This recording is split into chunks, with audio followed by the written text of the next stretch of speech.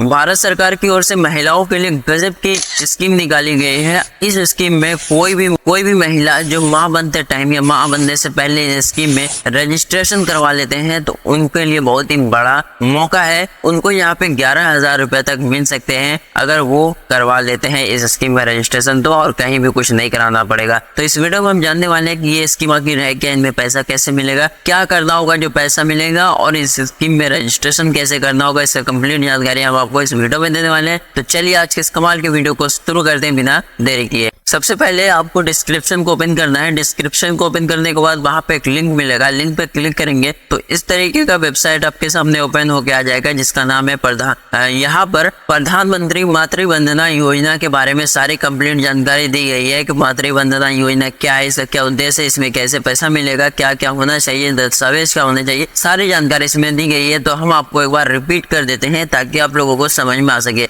यहाँ बताया गया प्रधानमंत्री मातृ वंदना योजना। प्रधानमंत्री मातृ वंदना योजना का उद्देश्य क्या है? देखिए, मातृ वंदना योजना में जो 5,000 है पहला किस्त, या दूसरा किस्त जो 6,000 है, 5,000 रुपए जो पहले मां बनने से पहले जो महिला को मिलेगा वो क्यों मिलेगा और किस लिए मिलेगा वो यहाँ पे बताया गया। तो यहाँ पे बताया गया है कि काम करने वाली महिला की मजदूरी के नुकसान की भरपाई करने के लिए मुआवजा देना और उनके उचित आराम और पोषण सुनिश्चित करना, गर्भवती महिला और स्तनपान करने वाली माताओं के स्वास्थ्य में सुधार और नकदी प्रोत्साहन के माध्यम से अधीन पोषण के प्रभाव को कम करना। यानी कि इस स्कीम का उद्देश्य ये है कि वह महिला जो कहीं पर काम करती है और मां बनने से पहले या मां बनने के टाइम पे वो अपना काम नहीं कर पाती है, वो अपने काम का नुकसान कर लेती है और जाके घर पे बैठ जाती है। तो भारत सरकार का कहना है कि वो उनके काम का जितना भी नुकसान हुआ तो उनका जो नुकसान हुआ तो उनका पैसा तो कहीं से मिलेगा नहीं, तो हम उनको पैसा देंगे ताकि वो अपने स्वास्थ्य में, अपने आराम में या फिर अपने भरण पोषण में या खान पान में वो अपना इस्तेमाल कर सकते हैं 5,000 रुपए को। तो वही यहाँ पे बताया गया है कि वो जो उसका काम का जो भी नुकसान हुआ तो उसका भरपाई भारत सरकार करेगा, यहाँ पे बताया गया है। तो योजना का क्या लाभ है? तो योजना का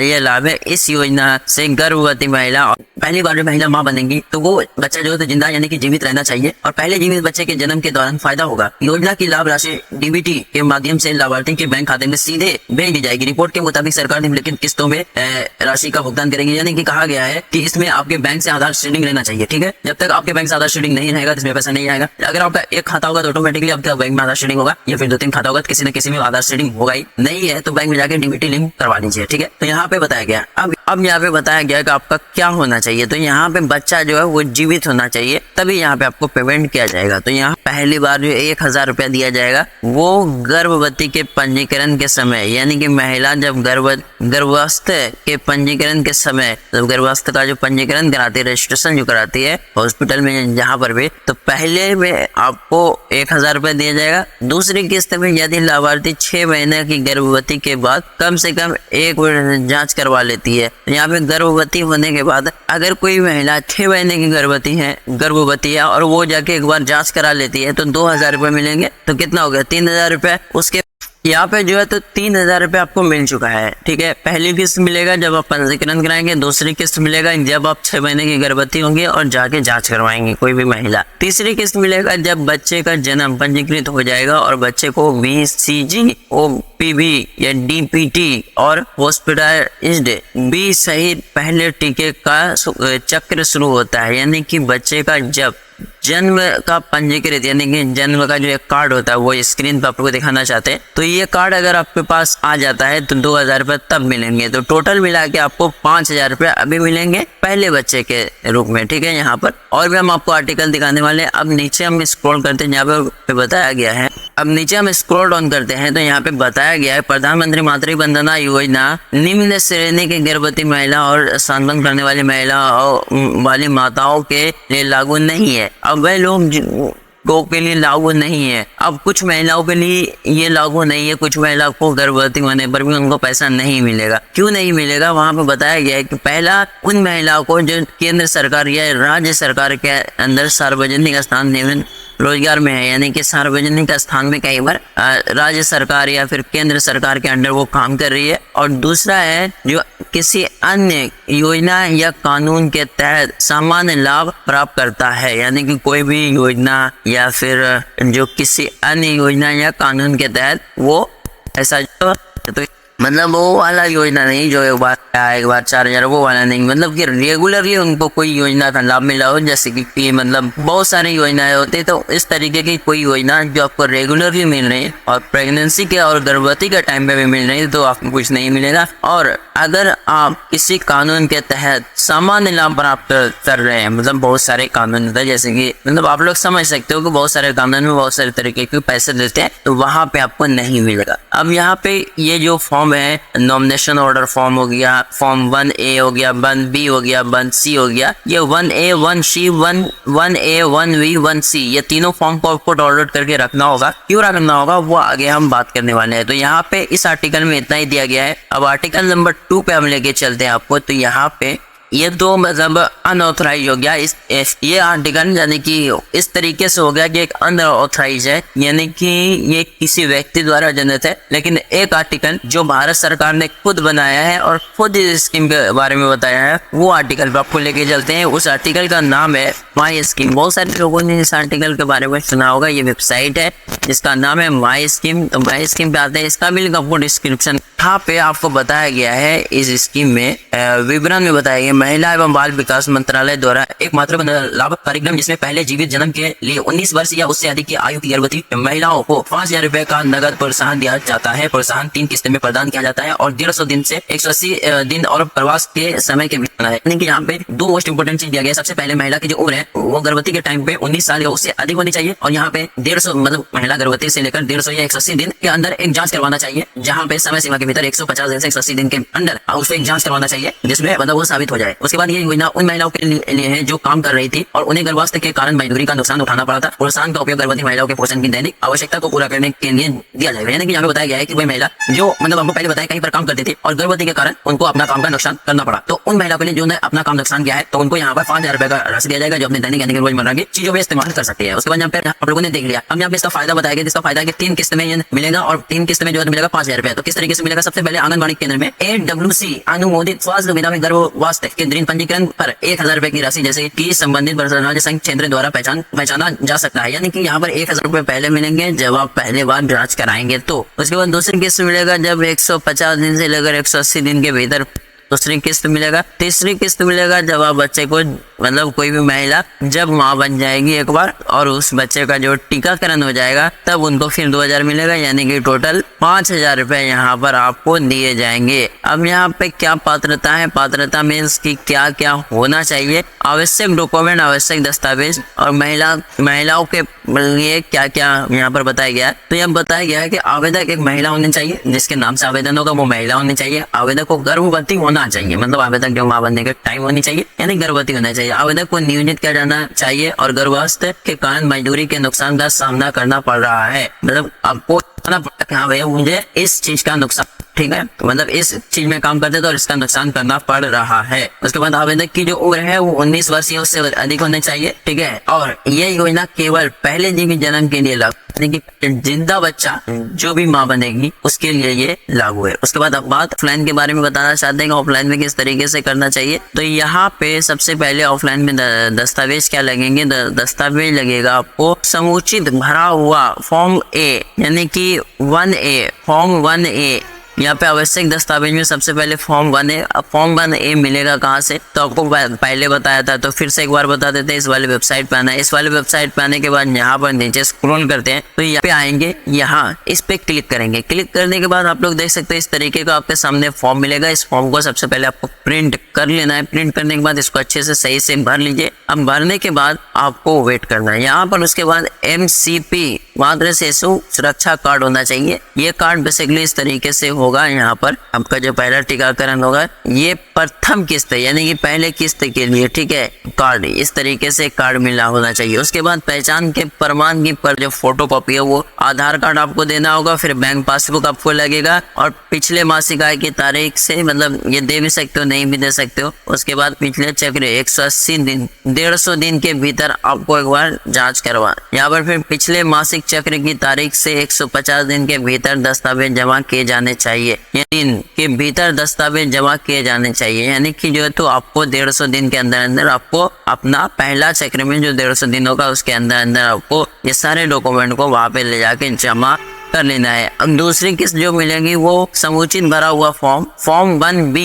फॉर्म 1B कहाँ से लाएंगे? तो उसी वाले वेबसाइट पे जिससे हमने प्रोसेस को स्टार्ट किया है, इस वाले वेबसाइट पे आएंगे। यहाँ पर आप लोग देख सकते हो फॉर्म 1B के नाम से फॉर्म, इस पे क्लिक करेंगे। यहाँ पे ये फॉर्म 1B है, इसको भर लेंगे, इसको प्रिंट कर लेंगे। प्रिंट करने के बाद भर लेंगे, भरने के बाद आपको रख लेना है। उसके बाद यहाँ पर आपको इस तीसरी किस्त में आपको 1C फॉर्म चाहिए, जो कि यहाँ से आपको मिल जाएगा, उसी वाले वेबसाइट से मिल जाएगा। यहाँ पे आएंगे इस वाले वेबसाइट पे, नीचे स्क्रॉल करेंगे, फॉर्म 1AC है, इस पे क्लिक करेंगे। क्लिक करने के बाद इस फॉर्म को प्रिंट करेंगे। प्रिंट करने के बाद इसको भर लेंगे। भरने के बाद अच्छे से इसको अब रख लेंगे। रखने के बाद अब यहाँ पे बता दें, रखने के बाद यहाँ पर MCP वृत्त शिशु सुरक्षा, मतलब MCP वृत्त शिशु सुरक्षा कार्ड, जो कि यहाँ पर आप लोग देख सकते हो, ये कार्ड आपके पास होना चाहिए। पहले टीकाकरण के अंतर्गत मिलता है ये कार्ड। लाभार्थी का आधार कार्ड होना चाहिए। शिशु जन्म के पंजीकरण का प्रमाण पत्र होना चाहिए, जो कि आपको हॉस्पिटल या फिर आंगनबाड़ी केंद्र से मिल जाएगा। शिशु के जन्म के पंजीकरण के पश्चात जमा किए जाने वाले दस्तावेज, जो भी लोग प्रथम किस्त अगर आप लेना चाहते हैं, या देखिए पहली बार 1000 लेना चाहते थे, आपको 150 दिन के अंदर जो पहली बार बताएगा 1A के साथ वो सारे डॉक्यूमेंट को देंगे। दूसरा किस्त लेना चाहते हैं तो 1B के साथ 180 दिन के अंदर वो सारे डॉक्यूमेंट पे जमा करेंगे। तीसरा किस्त 2000 लेना चाहते हैं तो 1C के साथ ये सारे डॉक्यूमेंट को आपको जाके जमा करना होगा जब आपके बच्चे का जन्म हो जाता है। तो टोटल यहाँ पे आपको 5000 मिलेगा पहले बच्चे पर। अब यहाँ पे आप लोग देख सकते हो कुछ ऐसे सवाल हैं जो बहुत ही बार पूछा जाता है, तो यहाँ पे आप लोग पढ़ सकते हो। यहाँ पर ये सवाल इसका लिंक आपको डिस्क्रिप्शन में मिल जाएगा, तो आप लोग के मन में जो भी सवाल है उनको यहाँ से आप क्लियर कर सकते हो आके। यहाँ पे सरकार ने ऑफिशियली डाला है कि ये सवाल हमसे पूछे जाते हैं, जिनको हमने यहाँ पर जवाब दिया है। उसके बाद यहाँ पर अप्लाई कैसे करना है, अप्लाई करने के लिए सिंपली आपको किसी भी ब्राउजर में आ जाना है, या फिर डिस्क्रिप्शन पे क्लिक करेंगे तो नीचे आपको एक लिंक मिलेगा। लिंक पे क्लिक करने के बाद इस वेबसाइट पे आने के बाद आपको 2 तरीके से लॉगिन करने के लिए ऑप्शन दिख रहा होगा। सबसे पहले सिटीजन लॉगिन एंड देन ऊपर में अदर एक लॉगिन का ऑप्शन देखने के लिए मिल रहा होगा। तो इस लॉगिन पे क्लिक करेंगे, यूजर आईडी पासवर्ड और फिर कैप्चर कोड डाल के साइन इन करने के लिए कहा जा रहा है। तो यूजर आईडी पासवर्ड इसमें नहीं मिलेगा, क्योंकि ये सरकारी ऑफिशियल यूजर आईडी और पासवर्ड होता है। अब यहाँ से आपको कैसे रजिस्ट्रेशन करना है, यहाँ पे आना होम पेज पे, और यहाँ पे सिटीजन लॉगिन का एक ऑप्शन देखने के लिए मिल होगा। तो सिटीजन लॉगिन पे क्लिक करना है। फिर आपका मोबाइल नंबर इसमें पहले रजिस्टर हो ना हो उससे कोई मतलब नहीं, मोबाइल नंबर देख के वेरीफाई करेंगे। फिर यहाँ पे आपने जो भी मोबाइल नंबर एंटर किया उसको OTP गया है, उसका OTP यहाँ पर डालेंगे। फिर यहाँ पर आपको कैप्चर कोड को फिल करना है, फिर वैलिडेट वाले बटन पर क्लिक करना है। वैलिडेट करने के बाद आपके सामने कुछ इस तरीके से ऑप्शन आ जाएगा कि यहाँ पर आप लोग देख सकते हैं होम पेज आ चुका है। हमने इनको हिंदी में कन्वर्ट कर लिया है ताकि आप लोगों को अच्छे से दिखाया जा सके। उसके बाद डाटा एंट्री पे क्लिक करना है, बेनिफिशियरी रजिस्ट्रेशन पे क्लिक करना है, लाभार्थी पंजीकरण आना है। यहाँ पर पूछा जा रहा है क्या लाभार्थी केंद्र सरकार या फिर राज्य सरकार या PMCU का कर्मचारी है या नहीं। अगर है तो यस करेंगे। यस करेंगे तो आपको इस सुविधा का कोई भी लाभ नहीं मिलेगा। अगर नहीं है तो डायरेक्टली नहीं करेंगे तो नीचे आएगा। अब यहाँ पे आवेदन के लिए पहले बच्चे के लिए आवेदन कर रहे हैं या दूसरे बालिका के लिए, तो पहला अगर बच्चा के लिए आप आवेदन कर रहे तो आपको 5000 मिलेगा, और दूसरी बालिका के लिए आवेदन कर रहे तो आपको टोटल में 6000 मिलेगा। तो 5 और 6 11,000 इस तरीके से मिलेंगे। बट नॉर्मली केस में आपको पहले बच्चे का रजिस्ट्रेशन करेंगे तो 5000 मिलेगा, ठीक है। यहाँ पर और दूसरे बच्चे का कोई दूसरा बच्चा है आपका पहले बच्चे का नहीं कर पाए तो पहले बच्चे में करेंगे, लेकिन अगर आपने पहले भी किया है बच्चे का और अब दूसरे बच्चे का करना चाहते हैं तो आपको 6000 मिलेगा दूसरे बच्चे के रजिस्ट्रेशन पे। तो यहाँ पे आपको पहला बच्चा पे क्लिक करना है। उसके बाद यहाँ पर जीवित बच्चे की संख्या, मतलब कि जिंदा जो बच्चा है वो कितना है, इसको यहाँ पे 0 कर सकते हैं या फिर 1 2 जितना भी आपका बच्चा है वो यहाँ पे बताएंगे। क्या लाभार्थी के पास आधार कार्ड नंबर है या नहीं। अगर आपके पास आधार कार्ड है तो यस करेंगे, नहीं है तो नहीं करके यहाँ पर नाम वगैरह सब कुछ आधार नंबर की जगह पर फिल करेंगे। बट आधार कार्ड है यस करेंगे, फिर इस पर टिक करेंगे। टिक करने के बाद आपको नाम डालना है महिला का, फिर आधार कार्ड नंबर डालना है, फिर डेट ऑफ बर्थ डालना है। डेट ऑफ बर्थ डालने के बाद ऑटोमेटिक इसमें कैलकुलेट होकर आ जाएगा। उसके बाद यहाँ पर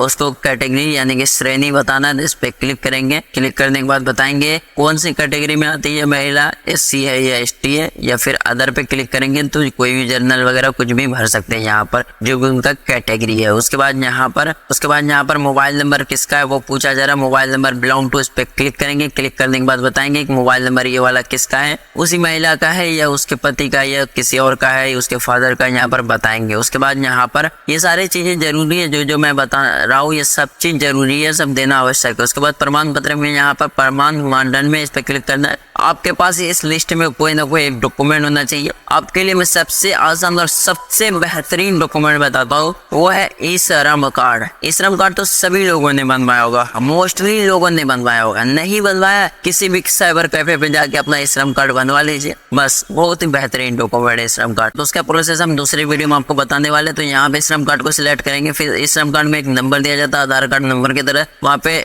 डालेंगे, फिर इस श्रम कार्ड को यहाँ पे क्लिक करके अपलोड करेंगे। फिर ये जानकारी जो MCP कार्ड का विवरण, यहाँ पे MCP कार्ड, मैरिज कार्ड, इस तरीके से MCTS कार्ड या RCH कार्ड या MCP, इस तरीके से कोई कार्ड नंबर या रजिस्ट्रेशन नंबर मिला होगा। अब ये कहाँ से मिलेगा? तो आंगनबाड़ी केंद्र से मिलेगा, ये जरूरी है, यहाँ पे आपको देना होगा। उसके बाद यहाँ पर MCP कार्ड रजिस्ट्रेशन डेट ये नहीं चाहिए। उसके बाद अंतिम माहवारी तारीख यहाँ पे देना है। उसके बाद यहाँ पर प्रवास पूर्व जांच, कब आपने लास्ट बार जांच कराया वो यहाँ। अब यहाँ पे पूछा जा रहा है क्या बच्चा पैदा हुआ या नहीं। अगर नहीं हुआ तो नो करेंगे, हुआ है तो यस करेंगे। मोस्टली आपका नो ही रहेगा, पहले बच्चे के केस में सिलेक्ट करेंगे।